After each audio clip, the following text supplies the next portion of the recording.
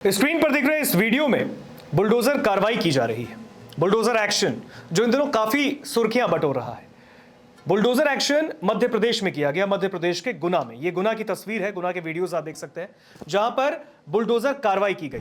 लेकिन इसके पीछे की जो वजह बताई जा रही है, इससे कहीं ना कहीं सवाल मन में पैदा हो रहे हैं। बताया गया कि इस इलाके में भारतीय जनता पार्टी का एक दफ्तर बनना है, कार्यालय बनना है, और इस वजह से जो यहां पर सालों से आदिवासी समाज के लोग रह रहे थे, उनके घरों को बुलडोजर से मिनटों में तोड़ दिया गया, जिसके बाद ये लोग दर दर भटकने को मजबूर हो गए। इस बुलडोजर कार्रवाई को लेकर इन लोगों में काफी आक्रोश है, काफी उबाल है, उनको गुस्सा भी आया। उन्होंने कहा कि नोटिस दिया गया और अगले दिन बुलडोजर एक्शन कर दिया गया और इनके पूरे घर को तोड़ दिया गया।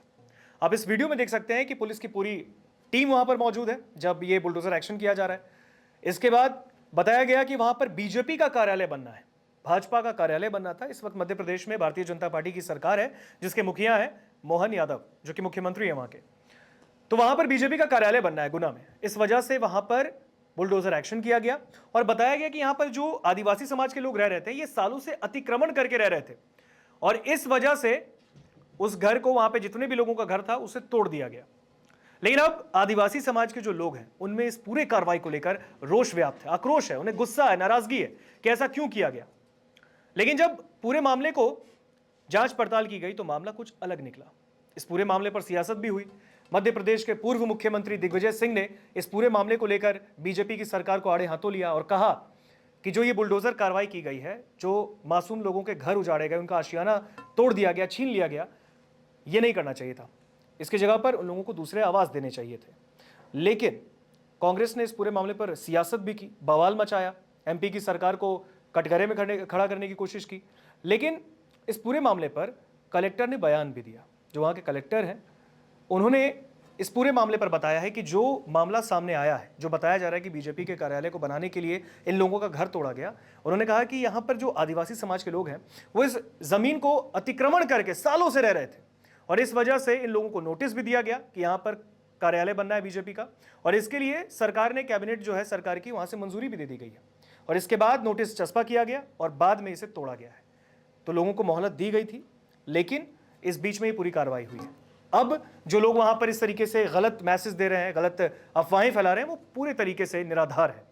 क्या बयान दिया कलेक्टर ने, आप ये बयान सुनिए पहले। सब पॉइंट आ रहा है कि भील आदिवासी एक जमीन को जिसने कर रखा था, उसको जबरदस्ती वहाँ से हटाया गया।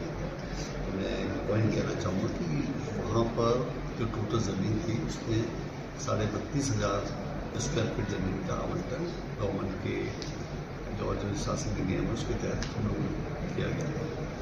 और मौके पर जब उनका पोजीशन दिया गया तो वहाँ पर ये भी संज्ञान में आया था कि भील आदिवासी हमारे और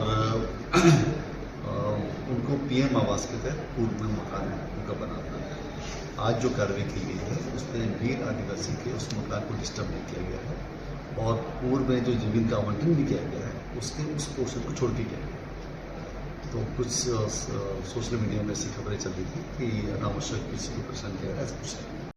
तो बयान आपने कलेक्टर का सुना, अब आपको पूरा मामला विस्तार से बताते हैं। दरअसल बीजेपी कार्यालय के निर्माण के लिए मध्य प्रदेश सरकार ने 3,110 वर्ग मीटर यानी 1.5 बीघा जमीन का आवंटन किया है। उक्त जमीन की रजिस्ट्री बीजेपी नई दिल्ली के नाम पर की गई। बीजेपी ने उक्त जमीन की एवज में शासन को 1,51,29,420 रुपए चुकाए गए हैं, जिसकी रजिस्ट्री शुल्क 14 लाख रुपए निर्धारित की गई थी।